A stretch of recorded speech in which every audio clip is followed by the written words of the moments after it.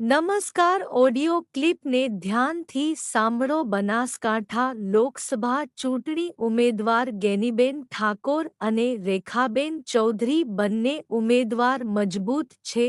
લોકસભા ચૂંટણી એ લોકો દ્વારા મત આપી અપાવીને એક ઉમેદવાર નક્કી કરવામાં આવે છે. તે મુજબ ગેનીબેન ઠાકોરની જીત કે રેખાબેન ચૌધરીની જીત પરિણામના પડઘમ સમગ્ર બનાસકાંઠાની જનતાને હજુ પડઘમ શાંત થયા નથી, કારણ કે પરિણામ હજુ આવ્યું નથી. કયા ઉમેદવારને કેટલા મત અને લીડ મળશે એ લોકોનો પ્રેમ, લાગણી, સ્નેહ જેવા આતુર આત્માથી જે મત આપ્યા છે એના પરથી 4 જૂન બપોરેના સમય જોવા મળશે. ધન્યવાદ.